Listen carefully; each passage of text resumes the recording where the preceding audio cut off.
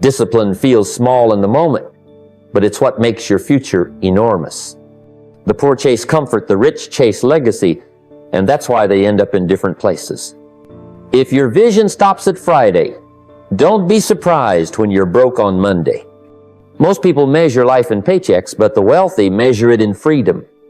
The freedom to choose how to spend their days, the freedom to say yes or no, the freedom to live life on their terms.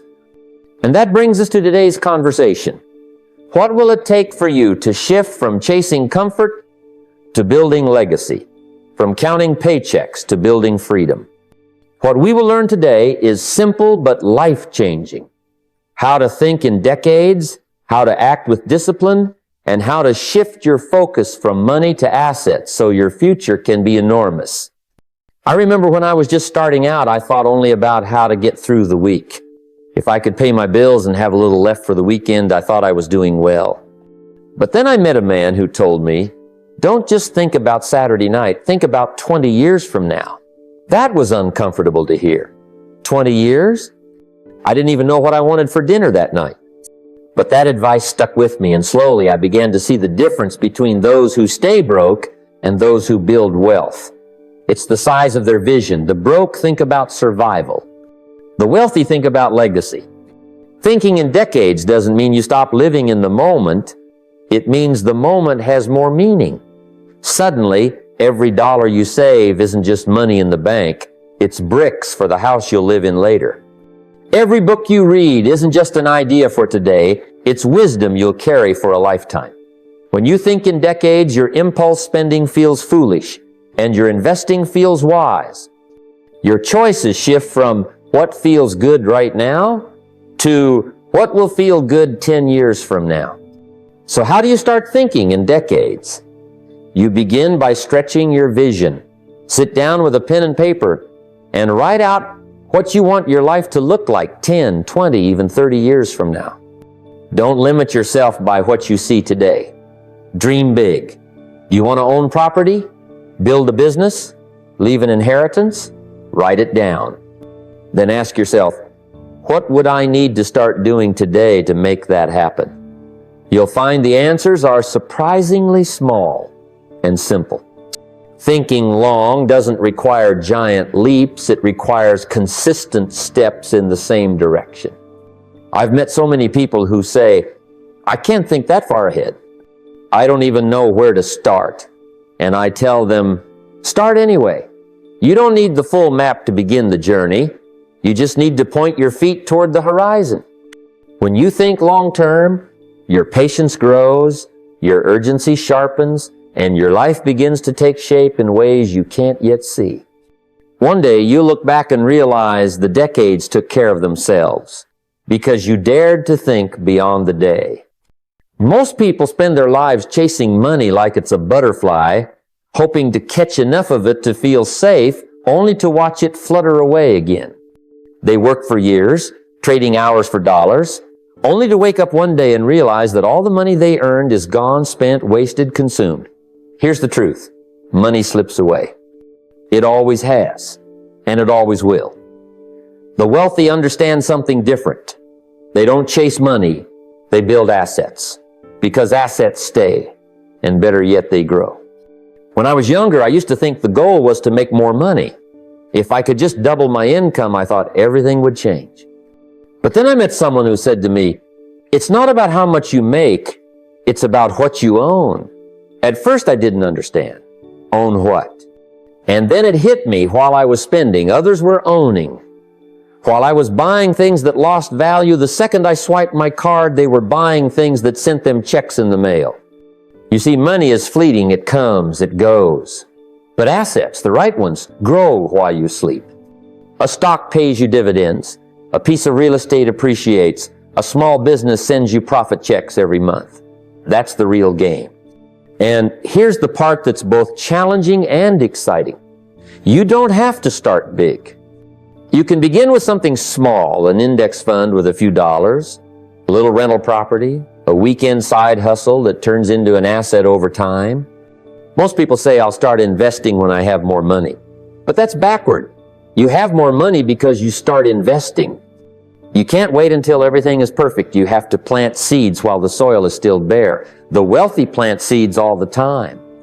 Every paycheck, they set aside a portion, not for spending, not for splurging, but for owning.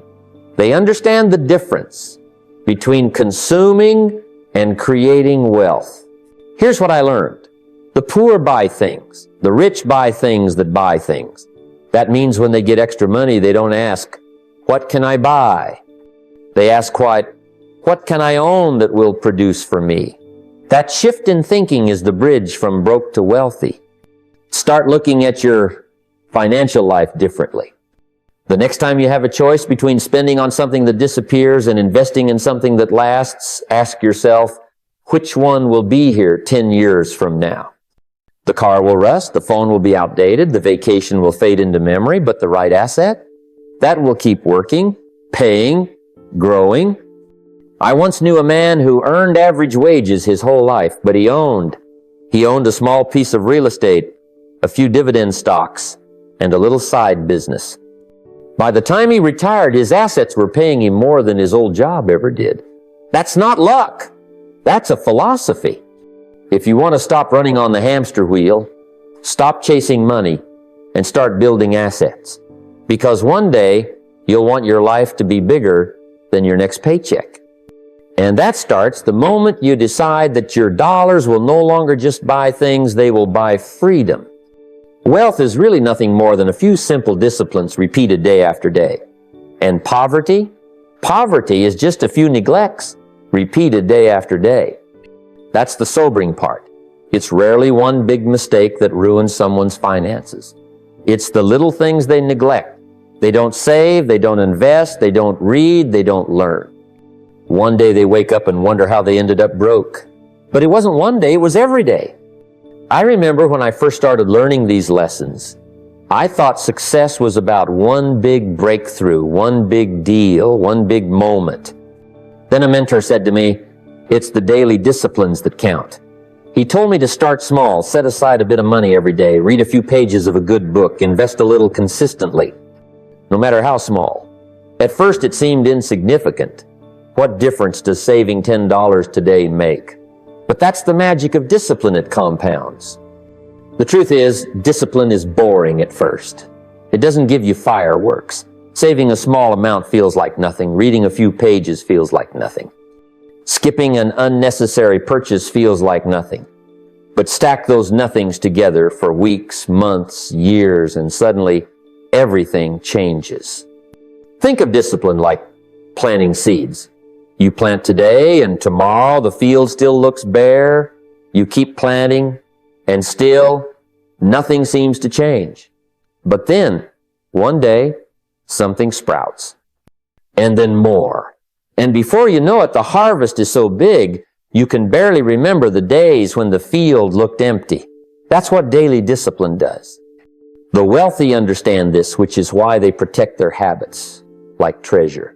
They have non-negotiables, things they do every single day. No matter what, they save first, not last. They read every day, even if it's just a few pages. They review their investments regularly. They don't let their emotions or their moods decide whether they stick to their disciplines. Most people, on the other hand, negotiate with their habits. They save if there's anything left. They read if they feel like it. They invest, quote, when the time is right. And so the time is never right, the savings never happen, and the reading never adds up. I once met a man who told me he was waiting for the perfect time to start saving and investing. He said, when I make more money, then I'll get serious. But that day never came because the habits weren't there. You don't build discipline after success, you build discipline before it. Here's the key. Start with one or two daily disciplines that are non-negotiable. Make saving a bill you always pay. Read something that stretches your mind every single day. Invest, even if it's just a few dollars, consistently. Don't let a day go by without those actions. Discipline is not a punishment, it's a passport. It's the bridge from where you are to where you want to be. And if you make it your daily companion, you won't have to chase wealth. Wealth will come looking for you. If all the money you make is tied to the hours you work, then you've unknowingly set a ceiling on your income, and that ceiling is low. There are only so many hours in the day, only so much energy in your body, only so much time you can trade before you run out. That's why so many people spend their entire lives working hard, but never quite getting ahead. They think more hours equals more wealth. But wealth doesn't come from working harder. Wealth comes from learning how to earn beyond your labor. I remember those days when I thought the solution was just to put in more effort, to push a little harder, to take on another job. But here's what I learned. You can work yourself to exhaustion, and you'll still never outrun that clock. The wealthy understand something different. They know that the goal is not to work for every dollar, but to reach the point where dollars start working for them. Think of it this way. If your income stops the moment you stop working, you don't have a business, you have a treadmill. And the trouble with treadmills is, no matter how fast you run, you don't actually go anywhere. But what if you could build a system, a machine, a set of assets that keep generating income, even while you sleep? That's how you break free from the trap of labor-bound income. The wealthy create streams of income that don't demand their daily presence. They write books and the royalties keep coming in. They invest in stocks and dividends show up in their accounts while they're on vacation. They own rental properties and the rent is paid whether they're working that day or not. They build businesses where others do the work, but they own the system. I met a man once who had 2 jobs and barely had time to breathe. He told me, "I don't have time to think about investments. I'm too busy working." But here's the hard truth. If you never stop long enough to think, you'll never escape the very work that's keeping you trapped. He was so busy working for money, he never learned how to have money working for him. So, how do you start? You don't need $1 million to build a system. You need the mindset to start small and the discipline to keep building. Maybe it's setting aside a bit of your income to buy shares in companies that pay dividends. Maybe it's starting a small online business in your spare hours. Maybe it's writing an ebook, creating a course, or offering a service that doesn't require you to be there every single time it's sold. At first, the returns are small. The dividend check is only a few dollars. The first product sells to just a handful of people. The rental property barely covers expenses. But over time, as you reinvest and expand, the returns grow. And one day you look around and realize something powerful. Your assets are now producing income that no longer depends on your direct labor. There's no freedom in a life where every dollar depends on your sweat. But there's enormous freedom in knowing that even if you take a day off or a month off, your income keeps flowing. Start today, however small. Build one stream, then another. Because when you learn to earn beyond your labor, you stop working for money and start having money work for you. One of the greatest illusions people carry is that saving is only for the poor and investing is only for the rich. But that's not how wealth is built. The truth is, the people who get rich, truly rich, are the ones who save like they're broke and invest like they're wealthy. It's not a phase you graduate from. It's a mindset you keep for life. I've met millionaires who still clip coupons, who still drive cars they paid off 10 years ago, who still ask for a receipt for everything. Not because they can't afford more, but because they respect every dollar. They understand that money is a tool, not a toy. When I first started making a little money, I thought, finally, I can relax, I can loosen up. That's a trap. The moment you think you've earned the right to stop saving is the moment you start losing the very discipline that got you there. Saving isn't something you do until you're rich. It's the habit that makes you rich. And it's the habit that keeps you rich. Here's what you need to understand. Saving is about humility, and investing is about vision. Saving says, I'm not too proud to live beneath my means. Investing says, I believe in a future bigger than my present. And when you combine those two, humility in how you live and boldness in how you invest, you create a financial foundation that is unshakable. I used to say, if you only save what's left after spending, there will never be anything left to save. And that's true for almost everyone. That's why you have to flip the order save first. spend what's left. Treat saving like rent, like your mortgage, like electricity, non-negotiable. Whether you make a lot or a little, set aside a percentage. 10% is good, 20 is even better. Make it automatic if you can. Because when you remove the decision, you remove the temptation to skip it. But here's the other side. Don't just save. Saving alone won't make you wealthy. Saving keeps you safe. Investing makes you wealthy. Saving is storing the seed. Investing is planting it. And that's the part most people miss. They stash their money in a savings account that barely grows, and they think they're being smart. But your money in a savings account is just sitting in a dark drawer. It's not multiplying. It's not creating. It's just waiting. So you take that saved money and you give it an assignment. You put it to work. Maybe it's in stocks that grow with time. Maybe it's in real estate that produces rent. Maybe it's in a business that can scale far beyond your own labor. At first it feels slow. You put in $100 and you see $102. You think, that's nothing. But what you don't see, at least not right away, is the compounding. You don't see how the little turns into a lot over years, how the habit becomes wealth. I once knew a man who made $50,000 a year, but invested like he made $500,000. He lived small, he saved first, and every extra dollar he planted into assets. People laughed at his old car, at his modest house. But 10 years later, no one was laughing. He owned properties, stocks, and a future that couldn't be shaken. Save like you're broke, it will keep you grounded. Invest like you're rich, it will keep you growing. That combination is what turns ordinary income into extraordinary wealth. And it's what separates those who stay comfortable from those who build true financial freedom. When I was young and broke, I learned something that shocked me. Nobody had ever taught me how money really works. I went to school for years, learned history, math, even a little science, but not once did anyone sit me down and explain wealth. No one said, here's how to build it, here's how to protect it, here's how to grow it. And that's when it hit me. Wealth isn't a mystery, it's a subject just like any other. But here's the catch, you have to enroll yourself. Most people never do. Most people study entertainment. They know every plot twist on their favorite shows, every statistic for their favorite team, every new song on the charts. But if you ask them about compound interest, about tax strategy, about the difference between an asset and a liability, they stare at you like you're speaking a foreign language. And in a way, you're speaking the language of wealth, and they never learned it. So, I made a decision early on. I was going to study money like it was my full-time subject.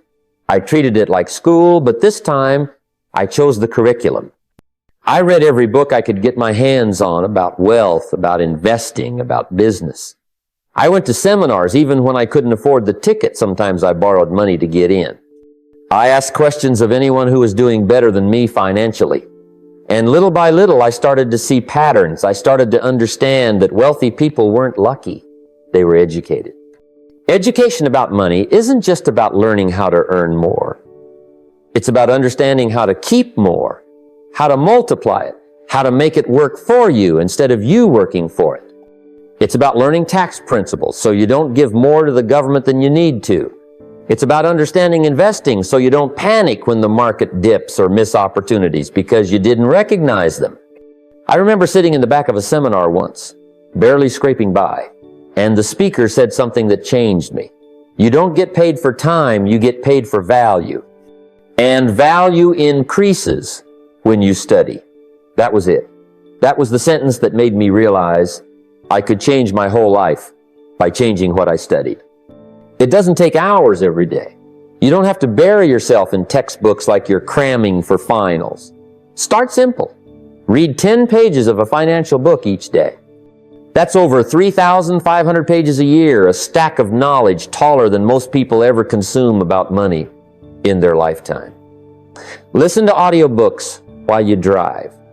Swap one television show a week for a seminar replay or an investing podcast.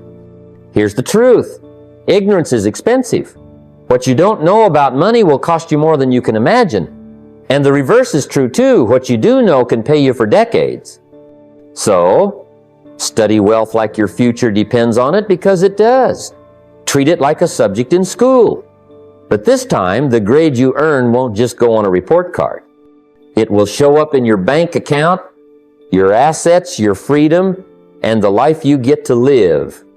When I was broke, I had to learn one of the hardest lessons of my life. The art of living below my means while refusing to let those means define my vision. It's an uncomfortable balance, because when money is tight, the instinct is to either give up dreaming or spend like there's no tomorrow just to feel better today. But neither of those paths leads to wealth. One leaves you stuck, the other leaves you broke. I remember being 25, broke, behind on my bills, and embarrassed every time I opened my wallet. But even in those moments, I made a promise to myself. My current situation would not shrink my vision, it would sharpen it. Instead of saying, I can't afford that, I started asking, how can I afford that? That's a small shift in words, but a massive shift in mindset. See, there's a difference between living below your means and thinking below your circumstances. Living below your means is wisdom, it's discipline. Thinking below your circumstances is surrender. It's giving up on the idea that things could be different. Too many people do both. They cut back their spending, but they also cut back their vision. They settle. The wealthy do something different. They spend modestly now, but they dream boldly. They're okay with driving an older car, wearing last season's clothes, or living in a smaller place, not because they plan to stay there forever, but because they see those sacrifices as temporary. They don't shrink their dreams to fit their wallet. They stretch their discipline to fit their dreams. I had a friend who was a school teacher making a modest income. She could have easily said, this is all I'll ever have. But instead, she decided to live below her means. She packed lunches instead of eating out, skipped fancy vacations, drove the same car for 10 years. Every dollar she saved, she invested. Slowly, her investment started to grow. Today, she's retired comfortably, not because she hit the lottery or got lucky, but because she made a decision years ago to sacrifice comfort for vision. That's the principle. Spend modestly now while planning boldly for the future. Don't confuse the two. Don't spend like you're rich before you actually are, and don't think small just because you're broke right now. Practical steps? Start by trimming the fat in your spending, not to punish yourself, but to create room for investing in your future. Skip the weekend splurge if it means funding your retirement account. Cancel the subscription you barely use and redirect that money to savings. These small decisions, made consistently, become the foundation of wealth. But while you're doing that, don't let your vision shrink. Read books about wealth. Visit open houses in neighborhoods you can't afford yet. Sketch out what your dream life looks like and plan for it. Because if your dreams shrink, so will your motivation to save, to invest, to build. Living below your means is what gives you the fuel to get started. Thinking beyond your circumstances is what keeps you going when it feels like you're barely moving. And when those two meet, when discipline meets vision, that's when your present stops being a prison and starts becoming a platform for the life you want to build. When I first started, I thought money was the thing I needed most.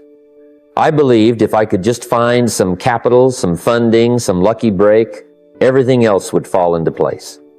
But over time, I discovered something far more powerful: leverage. And here's the truth. Leverage almost always comes before capital. See, money is only one form of leverage. In fact, it's often the weakest one when you're just starting. Real leverage is in your skills, your relationships, and the systems you create. Because if you build those before the money arrives, the money will come. But if you wait for the money before building those, you'll stay waiting. Think about this. You can hand someone $1 million, and if they don't have the skills, the discipline, or the relationships, that $1 million will disappear in a matter of years, sometimes months. But you can take someone with no money, but with the right skills, the right network, and the right systems, and they'll find a way to build wealth out of almost nothing. I remember when I had nothing but ambition. I didn't have investors lined up. I didn't have a trust fund. I didn't have a financial safety net. But what I did have was time, and I used that time to build leverage. I read every book I could get my hands on. I took notes from every mentor, who would give me 5 minutes of their day, and I built relationships by adding value before I had anything to sell. Leverage isn't about asking who will help me when I'm successful. It's about asking who can I help now so we can grow together later. Because the relationships you build before you have money are the ones that last after you do. One young man I knew worked for free for 6 months just to be around the right people.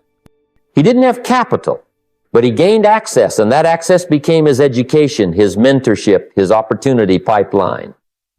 Years later, those relationships turned into business deals worth millions. Leverage is also about systems. Wealthy people don't just work harder, they work smarter by creating processes that work without them. They set up businesses that don't require them to be there every hour. They create content, tools, and platforms that serve hundreds, thousands, even millions at once. That's leverage, turning one effort into a ripple that continues long after you've moved on to the next thing. So what's the strategy if you're starting small? Build leverage before capital. Learn high-value skills people will pay for. Sales, marketing, coding, investing, public speaking, negotiation. These are the kind of skills that multiply opportunities. Build networks before you need them, not by asking for favors, but by offering value. And build systems, even simple ones, that make your work easier and your time more valuable. Because here's the reality. If you wait for the big money before you develop leverage, you'll spend it all trying to build what you could have built for free. But if you build leverage first, when the big money finally shows up, you'll know exactly what to do with it. Skills, relationships, systems. Build those and the money will chase you. Neglect those and you'll spend your life chasing the money and it will always stay just one step ahead. When I talk about building wealth, people often imagine it's about one massive effort. The big sale, the big deal, the big win. But the truth is, wealth isn't built in leaps. It's built in quiet, consistent steps. And the easiest way to stay consistent is to make those steps automatic. Discipline is powerful, but discipline can wear down. You wake up with good intentions, but then the day throws distractions, emergencies, and temptations at you. By the time the day ends, your willpower is spent. That's why the wealthy don't just rely on discipline, they automate it. They turn habits into systems, so their financial growth doesn't depend on how they feel on any given Tuesday. When I first learned this lesson, I was surprised at how simple yet how transformative it really was. I used to save what was left at the end of the month. The problem? There was never anything left. I told myself I'd remember to invest, but too many days passed where I didn't. Then someone shared a simple idea with me. Make it automatic. Asterisk. I set up my savings to transfer the moment I got paid before I even saw the money. I arranged for my investments to pull from my account every month like clockwork. Suddenly, I didn't have to decide whether or not to save. The decision was already made. The money moved without my permission, and that's exactly what I needed.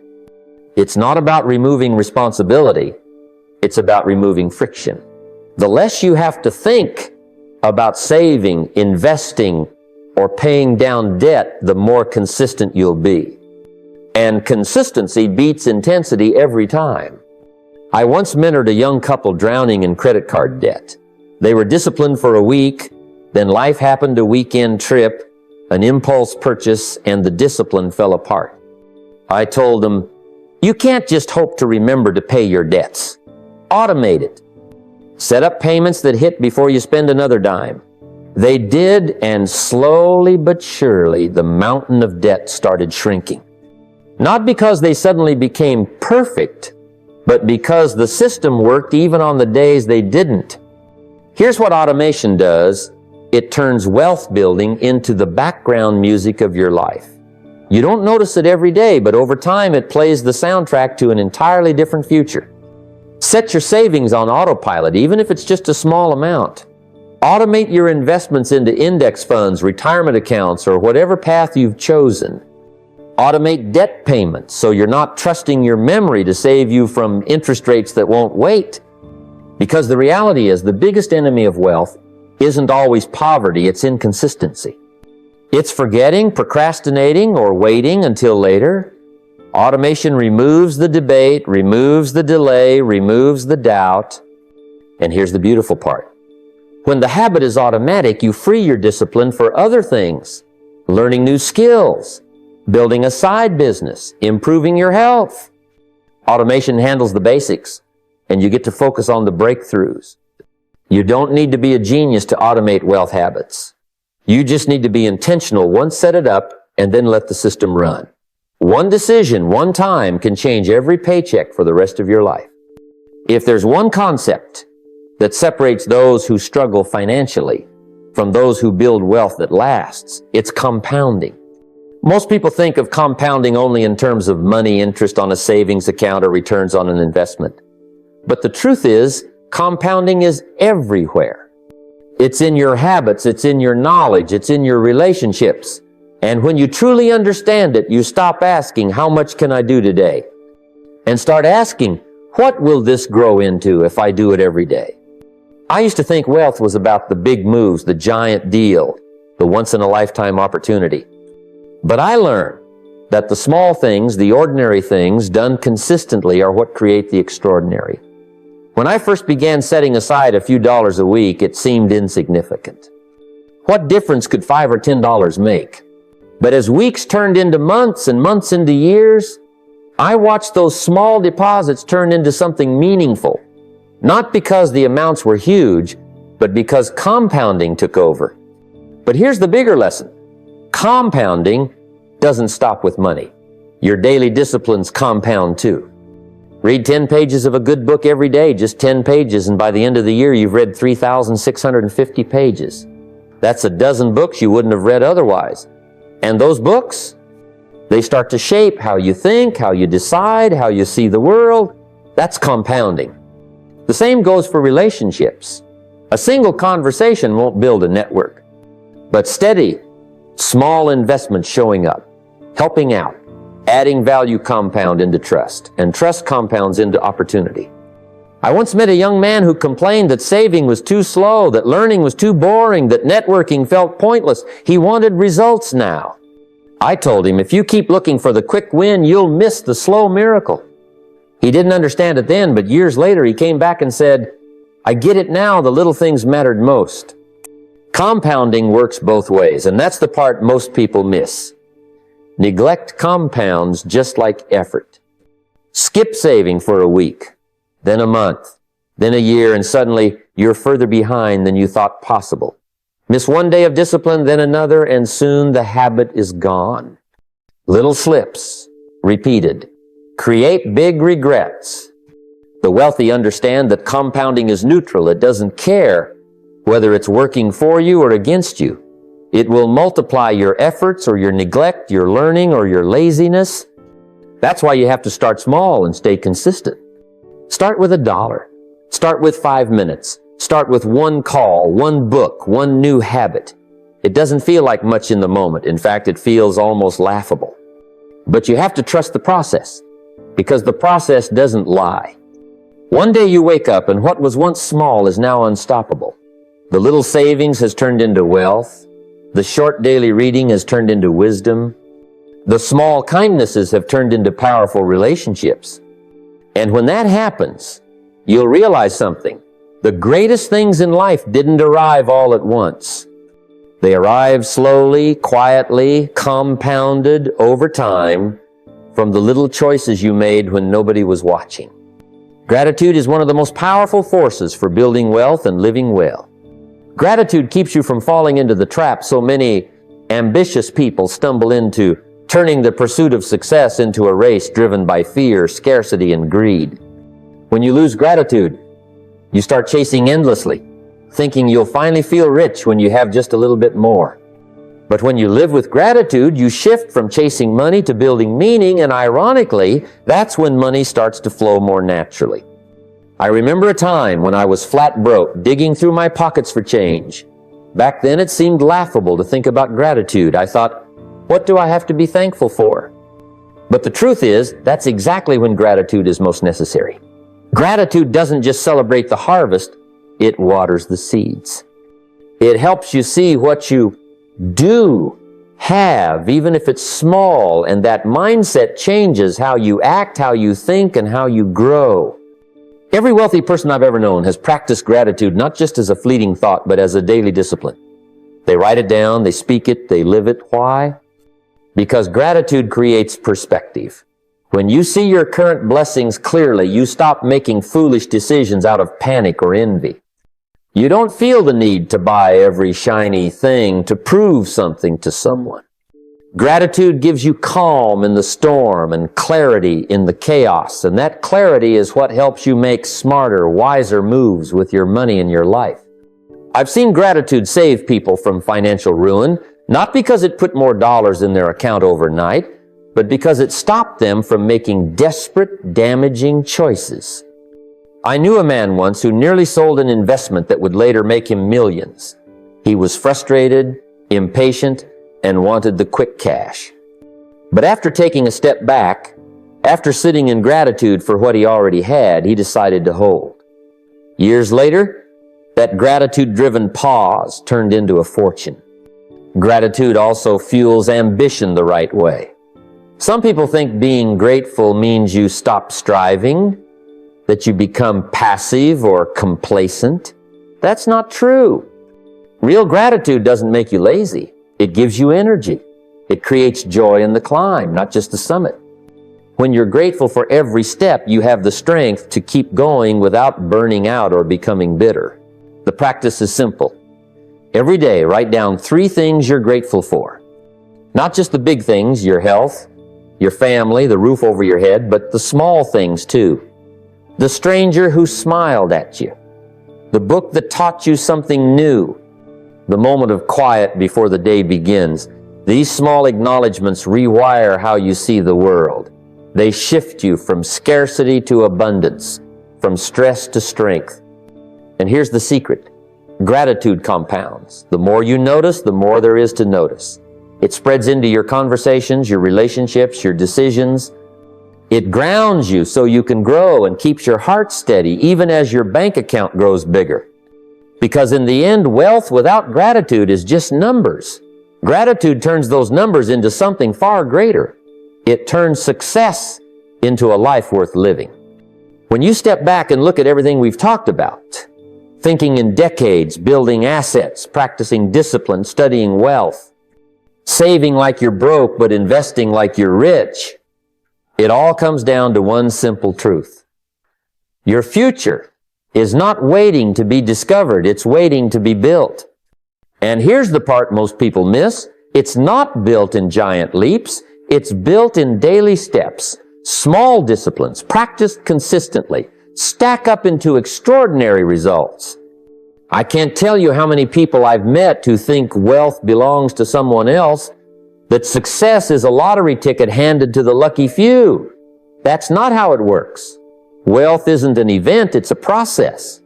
It's what you do with the dollar, the hour, the habit that shapes everything that comes after. So here's my challenge. Don't just listen to these ideas, live them. Take one small step today. Maybe it's opening that savings account and setting up an automatic transfer. Maybe it's reading 10 pages of a financial book instead of scrolling for an hour. Maybe it's writing down 3 things you're grateful for so you can make decisions from a place of calm instead of fear. Start now, where you are, with what you have. Because if you wait for the right time, you'll be waiting forever.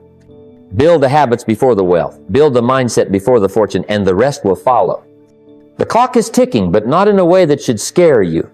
It's ticking in your favor if you act with discipline today.